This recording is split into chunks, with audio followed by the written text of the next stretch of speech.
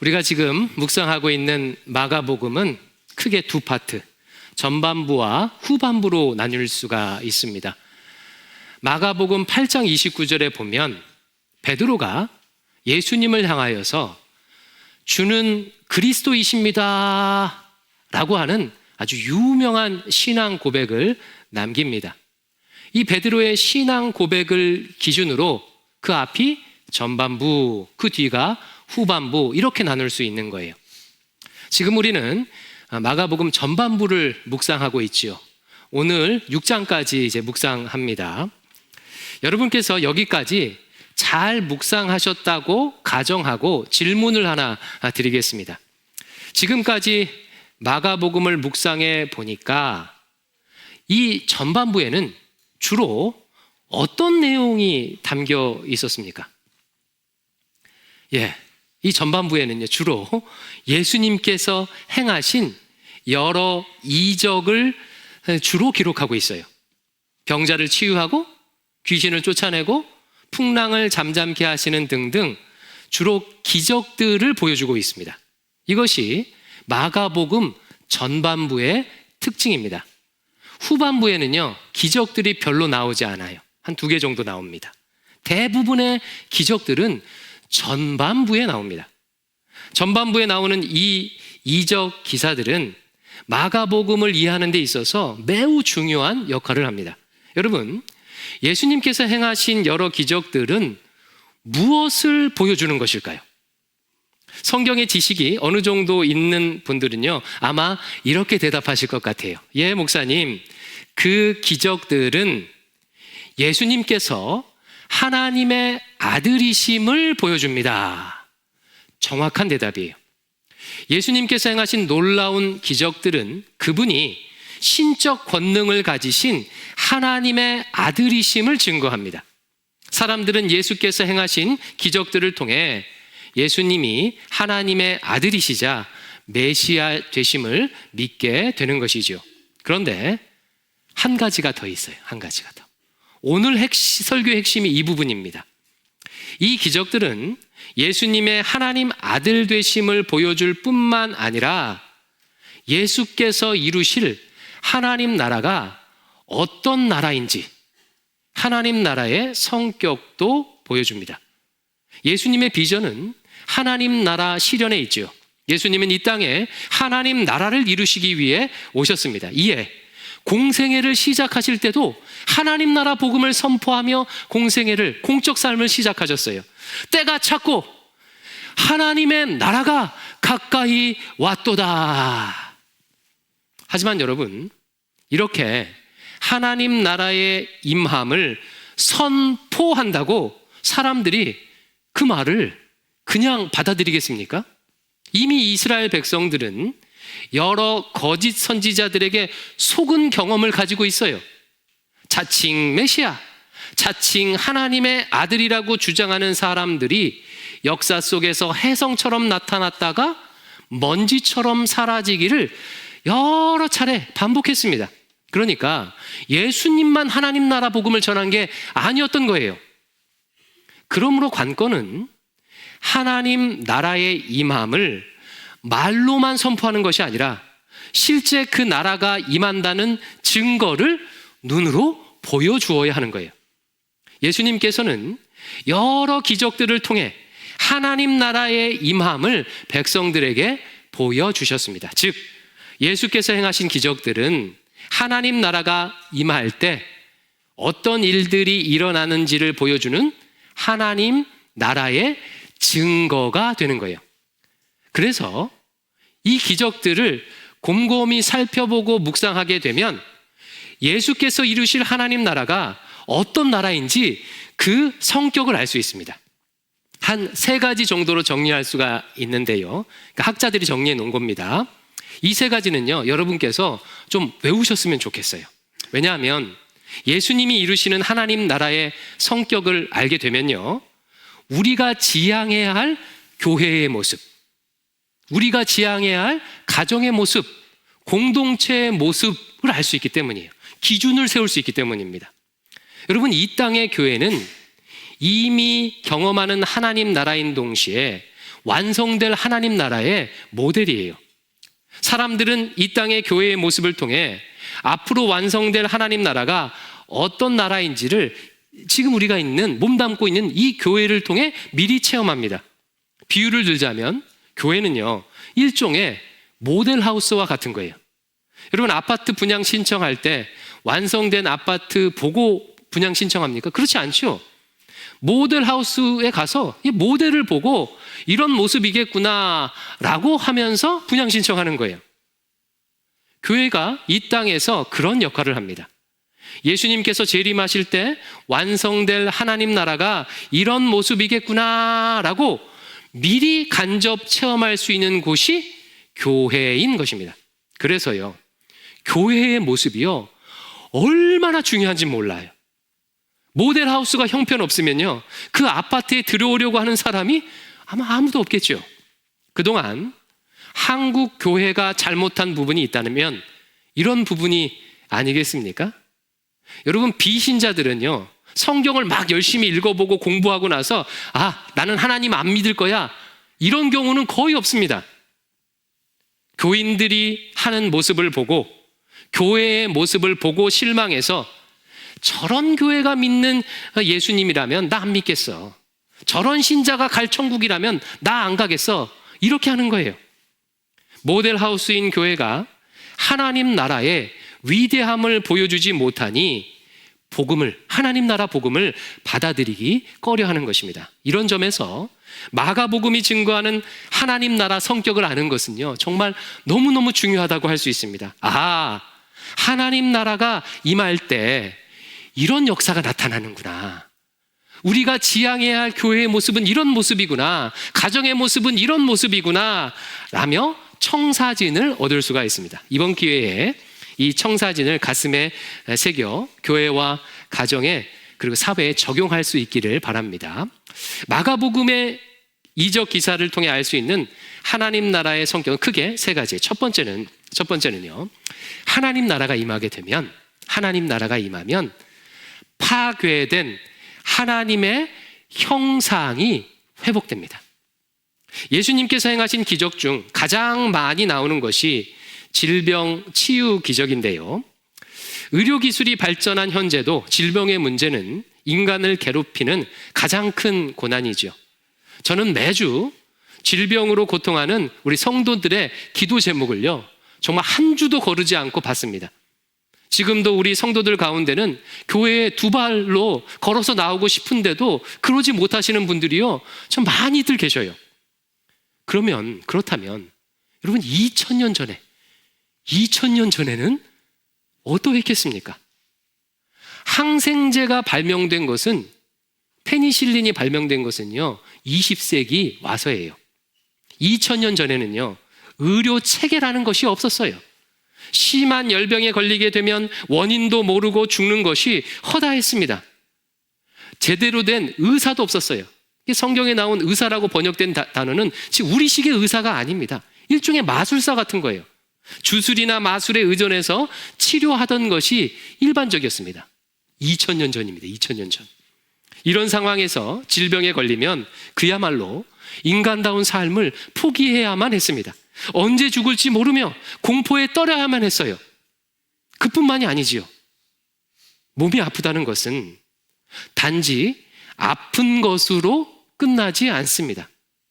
질병은요, 스폰지처럼요, 여러 가지 다른 고통을 인생에 빨아들여요. 흡수합니다. 마가복음 3장 1절. 예수께서 다시 회당에 들어가시니 한쪽 손 마른 사람이 거기 있는지라. 예수님께서 안식일에 회당에 들어가셨어요. 마침 그때 한쪽 손 마른 사람이 있었습니다. 남성형 단수를 쓴 것으로 보아 그는 회당에 들어올 수 있는 12세 이상의 성인 남자였음이 분명해요. 누가복음은 이 한쪽 손이 오른손이라고 구체적으로 기록하고 있습니다. 그러면 한번 생각해 보십시오. 한 가정의 생계를 책임져야 하는 성인 남자가 오른손을 쓸 수 없다는 것은 무엇을 의미하겠습니까? 단지 손만 아프다는 뜻이 아닙니다.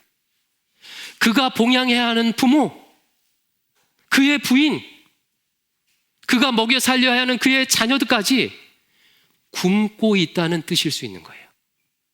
한 가족 전체가 아버지의 질병으로 인해 극심한 고통을 겪고 있다는 뜻일 수 있습니다.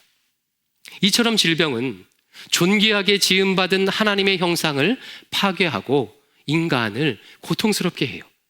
그런데 예수님께서 그 손마른 사람을 치료하십니다. 3장 5절 하반절 같이 읽을까요? 시작. 그 사람에게 이르시되 내 손을 내밀라 하시니 내밀매 그 손이 회복되었더라. 아멘, 아멘. 주님은 단지 손만 치료하신 게 아니죠.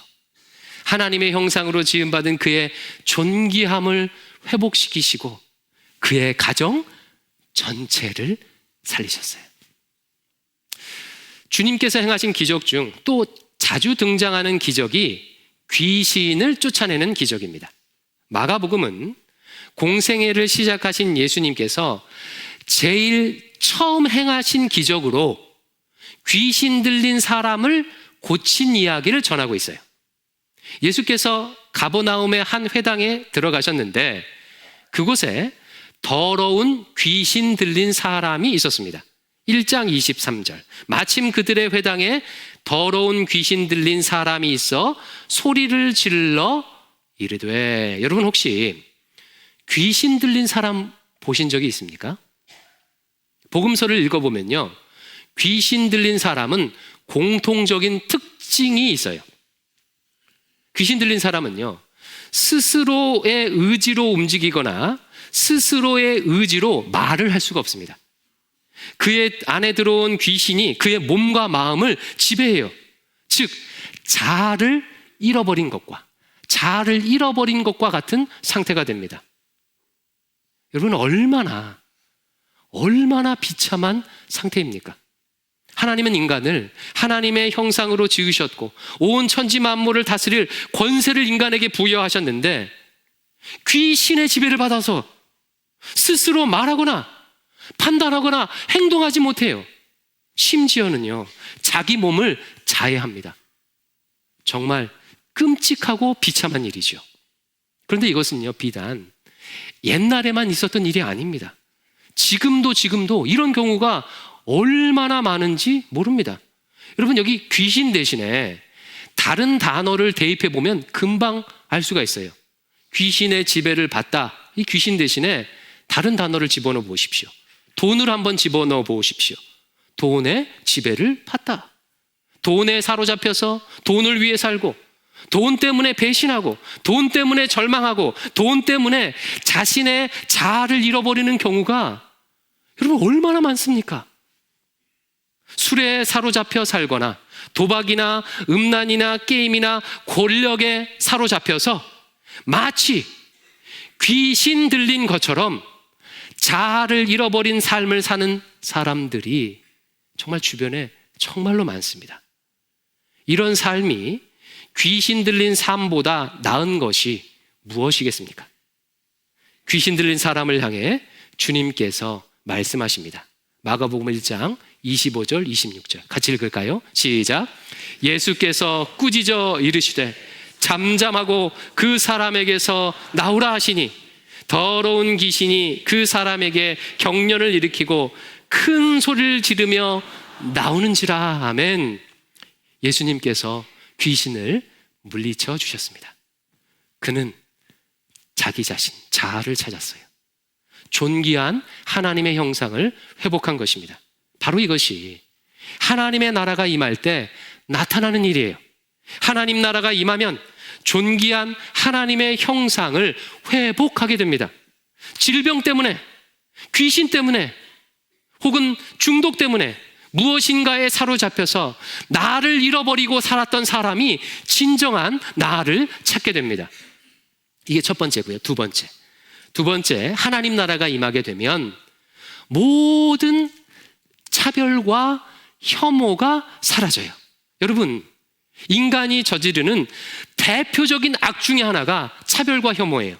인류의 역사는 하나님의 형상으로 지음받은 인간을 차별해온 역사라고 말해도 과언이 아닙니다.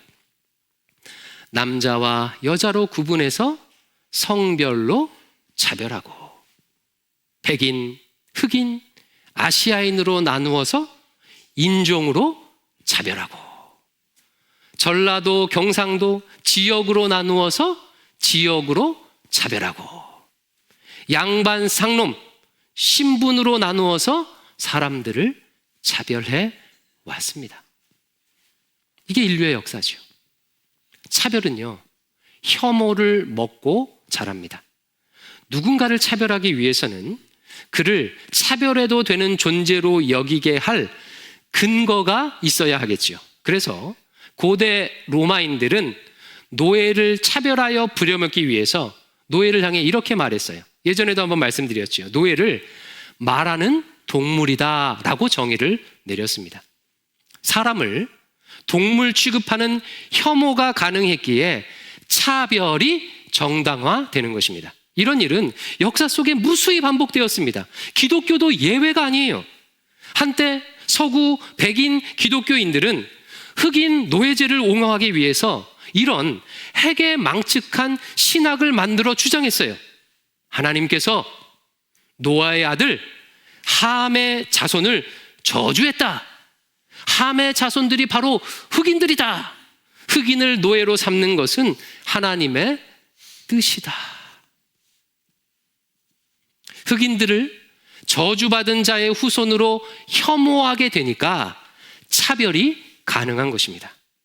예수님 시대 유대인들도 마찬가지였습니다. 그들이 꿈꾸었던 하나님 나라는 유대인 남성 중심의 나라였어요. 유대인들은 여성들을 자신의 소유로 여기며 차별했습니다. 또한 이방인들을 혐오하면서 배척했어요. 때문에 유대 남성들은 메시아가 오게 되면, 하나님의 아들이 오게 되면 모든 이방인들을 무찌르고 자신들을 위한, 자신들만의 유대 나라를 세울 거라고 기대했습니다. 그러나 참 메시아 되신 주님, 하나님 아들 되신 예수님은 그들의 기대와는 전혀 다르게 행동하셨어요. 예수님은 불결한 여성에게도 기꺼이 기적을 베푸셨습니다. 마가복음 5장 25절 이하에 보면 주님께서 한 병든 여인을 치료하시는 장면이 나옵니다. 그녀는 이런 병에 걸렸었습니다. 마가복음 5장 25절, 12해를 혈루증으로 알아온 한 여자가 있어. 혈루증이란 일종의 생리불순으로 피가 멈추지 않는 병이에요. 유대 정결법에 따르면 생리로 인해서 피를 흘리게 되면 부정해집니다. 따라서 타인을 접촉하면 안 돼요. 타인과 접촉하면 안 됩니다.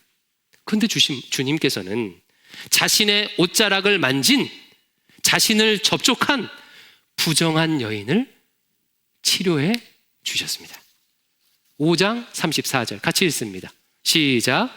예수께서 이르시되 딸아 내 믿음이 너를 구원하였으니 평안히 가라. 내 병에서 놓여 건강할지어다. 아멘 아멘. 사람들이 혐오하는 부정한 여인을 자유케 해주셨어요. 마가복음 5장 이후에 보면요, 유독 이런 차별을 넘어서는 이적 기사가 자주 나옵니다. 마가복음 5장 1절에는요 주님께서 갈릴리 호수를 지나서 건너편 거라사 지방으로 가는 장면이 나와요. 여기서 군대 귀신 들린 거라사인을 치료해 주십니다. 여러분, 예수님이 방문하신 거라사 지방은요 이방 땅입니다. 그 거라사인을 치료하실 때 돼지 2,000마리가 물속으로 들어가서 수장되는 일이 나타나죠. 여러분, 유대인들은요 돼지를 먹지 않습니다. 따라서 돼지를 기르지도 않아요. 주님은 유대인들이 혐오하는 돼지를 키우는 이방인 마을에 가서 이방인을 치료해 주신 거예요. 이뿐 아닙니다. 예수님께서는 오병이어로 장정만 5,000명을 먹이시는 기적을 베푸시죠. 여러분, 이 기적은 어떤 민족에게 베푸셨습니까? 갈릴리 지역에 사는 유대인들에게 베푸신 기적이에요. 오병이어의 기적은요. 그런데 비슷한 기적을 이방인들에게도 베푸셔요. 마가복음 8장 1절 이하에서 주님은 갈릴리 동편 데가볼리라고 하는 지역으로 가십니다. 이 데가볼리가 이방 땅이에요. 이방 땅입니다. 여기서 7병이어를 가지고 장정만 4,000명을 먹이셔요. 4,000명을요. 유대인들이 차별하고 혐오하는 이방인들도 우리 주님께서는 찾아가 먹이셨던 거예요. 이와 같은 기적은 예수님께서 이루시는 하나님 나라가 어떤 나라인지를 우리에게 분명히 보여주지요. 주님은 유대인들을 구원할 뿐만 아니라 이방인도 구원하십니다. 하나님 나라가 임할 때는 모든 차별과 혐오가 사라져요. 인간이 자기 마음대로 그어놓은 금들, 선들은 주님의 나라에서 조금도 유효하지 않습니다. 예수 그리스도 안에서는 남자나 여자나 자유인이나 종이나 유대인이나 헬라인이나 다 하나이니라. 여러분, 얼마나 위대한 복음입니까? 인류 역사의 죄악을 치료하는 복음이 바로 하나님 나라 복음인 거예요. 무한 경쟁 속에서 온갖 차별을 당하며 고통하는 우리에게 하나님 나라의 시련은 복음 중에 복음입니다. 이것이 두 번째. 마지막 세 번째로요. 하나님 나라가 임하면 인간의 능력으로 회복할 수 없는 것들도 회복하게 돼요. 오늘 본문에 나온 기적이 그것을 잘 보여주지요. 회당장 야이로의 딸이 심히 아파서 죽을 지경이 되었습니다. 야이로는 근처 동네에 예수님이 왔다는 소식을 듣고 급히 예수님을 찾아가 예수님을 자신의 집으로 모셔와요. 하지만 주님은 오시는 도중에 수많은 인파에 밀려서 또한 혈루증을 앓던 여인을 고치시느라고요 많이 지체하십니다. 결국 우려하던 사태가 벌어졌어요. 집에 오고 있던 회당장 일행에게 사람들이 급히 다가와서 이렇게 말합니다. 큰일 났습니다. 당신의 딸이 그만 숨을 거두었습니다. 이제 예수 선생이 와도 아무 소용이 없게 되었습니다. 이 말을 들은 회당장 야이로의 심정이 어떠했을까요? 자신의 목숨보다 소중한 딸을 살리기 위해서 마지막 희망인 예수 선생을 모셔오고 있는데 손도 써보기 전에 죽었다는 소식을 들은 거예요. 딸 키우는 아빠 입장에서는요 정말 상상하기도 싫습니다. 상상하기도 싫어요. 아마 심장이 쿵 하고 떨어지는 충격을 받았을 거예요. 그런데 주님께서 이 말을 들으시고 회당장에게 말씀하십니다. 5장 36절. 예수께서 그 하는 말을 곁에서 들으시고 회당장에게 이르시되 두려워하지 말고 믿기만 하라 하시고 드디어 회당장의 집에 도착했습니다. 벌써 집은 울음바다가 되어 있었어요. 무슨 일이 벌어진지 누구나 다 알 수 있을 만큼 아주 비통한 통곡 소리가 울려 퍼져 나왔습니다. 예수님께서 그 집에 들어가 울고 있는 사람들에게 이렇게 말씀하십니다. 5장 39절. 들어가서 그들에게 이르시되 너희가 어찌하여 떠들며 우느냐? 이 아이가 죽은 것이 아니라 잔다 하시니. 아니 여러분, 이게 무슨 경우에 없는 소리입니까? 다른 일도 아니고 이런 일로 농담을 해도 되는 것입니까? 모두가 알 만큼 죽은 것이 확실한데 자고 있다니요. 예수님의 말을 듣고 사람들이 비웃습니다. 그 비웃음은 분명 경멸과 분노의 비웃음이었을 것입니다. 주님께서는 그들 모두를 집 밖으로 내보내십니다. 그리고 아이의 부모와 베드로, 야고보, 요한 3명만 남겨놓으십니다. 마침내 주님께서 아이의 방에 들어가셨습니다. 5장 41절 같이 읽습니다. 시작. 그 아이의 손을 잡고 이르시되 달리다 굼 하시니 번역하면 곧 내가 내게 말하노니 소녀여 일어나라 하심이라. 달리다 쿰. 주님의 이 한마디에 누워있던 소녀가 일어났습니다. 모두가 죽었다고 생각했던 그 소녀가 일어나 걸었습니다. 사랑하는 성도 여러분, 이것이 바로 하나님께서 다스리시는 하나님 나라가 임할 때 일어나는 일이에요. 누가 봐도 죽은 것 같고 인간의 힘으로는 절대 살릴 수 없는 것 같은 일을 우리 주님께서는 살려내십니다. 죽은 것에 생명을 주셔요. 마가복음은 이와 같은 종류의 기적들이 여러 차례 나옵니다. 주님께서 풍랑을 잠잠케 하시는 것도 비슷한 종류의 기적이에요. 풍랑은 인간의 힘으로는 어떻게 할 수 없는, 제어할 수 없는 영역이지요. 그러나 주님의 한마디에 풍랑이 잠잠케 돼요. 사람이 어떻게 할 수 없는 풍랑을 주님께서 잠잠케 하셨습니다. 오병이어의 기적도 비슷한 종류의 기적입니다. 우리나라 말에 가난은 나라도 구제하지 못한다, 나라님도 구제하지 못한다 라는 말이 있죠. 배고픔의 문제, 가난의 문제는 인간이 아직도 해결하지 못한 인간의 힘을 초월한 문제예요. 그러나 주님은 보리떡 5개와 물고기 2마리를 가지고 장정만 5,000명을 먹이셨습니다. 인류의 숙제를 한 번에 해결하셨어요. 하나님 나라가 임하면 인간이 해결할 수 없는 어떤 절망적인 문제도, 풍랑도, 가난도, 심지어 죽음도 이겨낼 수 있습니다. 온 천지 만물을 창조하신 예수님께서 다스리시기 때문입니다. 여러분, 혹시 어떤 절망적인 상황에 놓여 있는 분 계십니까? 도저히 인간적인 계산으로는 답이 나오지 않는 그런 처지에 있는 분이 계십니까?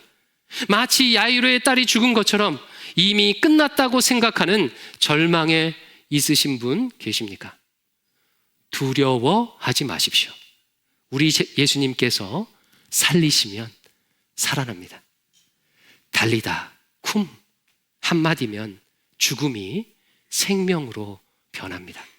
바로 이것이 하나님 나라가 임할 때 나타나는 기적입니다. 이상 마가복음의 이적 기사를 통해 하나님 나라가 어떤 나라인지 3가지로 살펴보았죠. 첫 번째, 하나님 나라가 임하면 파괴된 하나님의 형상이 회복됩니다. 두 번째, 하나님 나라가 임하면 차별과 혐오가 사라져요. 세 번째, 하나님 나라가 임하게 되면 인간의 힘으로 회복할 수 없는 것들이 회복됩니다. 이것이 마가복음이 보여주는 하나님 나라의 모습이며 우리 대광교회가 지향해야 할, 모델하우스인 대광교회가 지향해야 할 모습입니다. 우리 대광교회는 이곳에 함께하는 모든 성도들이 존귀한 하나님의 형상을 회복할 수 있는 그런 교회가 되어야 합니다. 어떤 이유로 인해서 자신을 잃어버린 형제 자매들이 이 대광교회에서 그리스도의 사랑과 능력으로 하나님의 형상을 회복할 수 있도록 해야 해요. 절대 성도를 교회 일을 위한 도구나 헌금의 수단으로 여겨서는 안 됩니다. 한 사람 한 사람이 존귀히 여김받도록, 하나님의 형상으로 여김받도록 해야 합니다. 또한 어떤 차별과 혐오도 우리 안에서 사라져야 하겠죠. 장로, 권사, 집사, 직분으로 나누어 차별해서는 안 됩니다. 봉사는 여성들이 주로 하는데 남자들이 결정권을 독점해서는 안 되겠죠. 제도가 미흡하다면 하나님 나라의 원리에 맞게 바꾸어 나가야 합니다. 무엇보다 우리 교회 안에서는요, 인간이 할 수 없는 죽은 것을 살리는 생명의 역사가 우리 교회 안에 일어나야 할 것입니다. 죄와 죽음의 권세에서 자유케 되는 구원의 역사, 생명의 역사, 폭풍이 잠잠게 되며 가난이 사라지는 은혜의 역사들이 대광교회에서 일어나야 할 것입니다. 이와 같은 기적이 우리 모두의 가정에 또 우리 교회에 일어나기를, 실현되기를 주님의 이름으로 축원합니다. 우리 이 마음을 담아서 찬양을 하나 할 텐데요, 모든 죽은 것도 살리신 우리 하나님의 권능을 이 시간 같이 함께 찬양하겠습니다.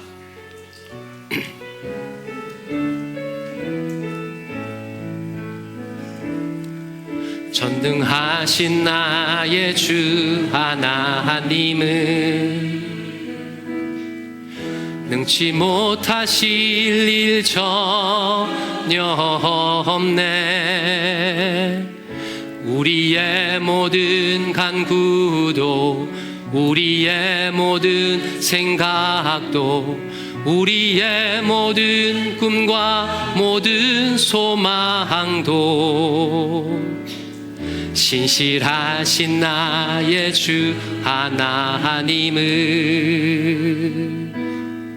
우리의 모든 괴로움 바꿀 수 있네. 불가능한 일 행하시고 죽은 자를 일으키시니 그를 이길 자 아무도 없네. 주의 말씀 의지하여 깊은 곳에 금을 던져 오늘 그가 놀라운 일을 이루시는 것 보라. 주의 말씀 의지하여 믿음으로 금을 던져 믿는 자에게 능치 못하. 우리 한 번 더 찬양할까요? 전능하신 나의 주, 전능하신 나의 주 하나님은 능치 못하실 일 전혀 없네.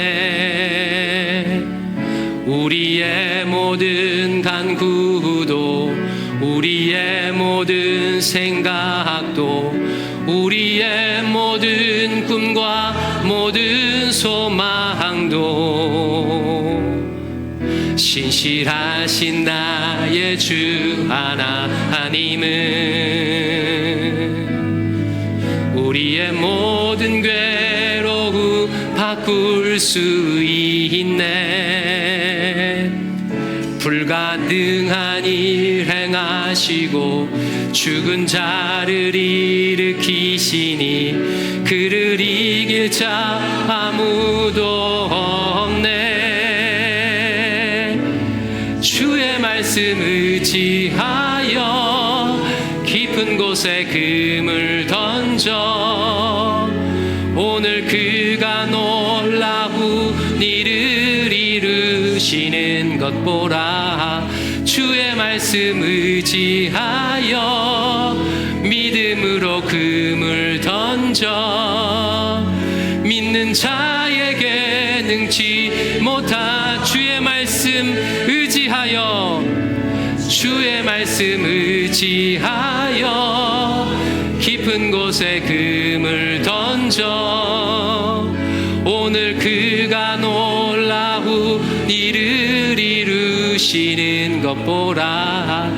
주의 말씀 의지하여 믿음으로 금을 던져 믿는 자에게 능치 못함 없네. 기도하겠습니다. 아버지 하나님, 이 시간 왕 되신 주님 앞에 겸손히 머리를 숙이며 주님의 통치를 바라오니 주여 임재하여 주시옵소서. 우리를 다스려 주시옵소서. 뜻이 하나님 나라에서 이루어진, 하늘에서 이루어진 것 같이 이 땅에서 하나님의 뜻을 이루어 주시옵소서. 하나님을 멀리 떠나 죄와 사망의 지배를 받으며 고통하는 우리를 불쌍히 여겨 주시옵소서. 예수 생명, 다시 살아나는 생명을 우리에게, 한국교회에, 이 교회에, 대광교회에 허락하여 주시옵소서. 예수님 이름으로 기도합니다. 아멘.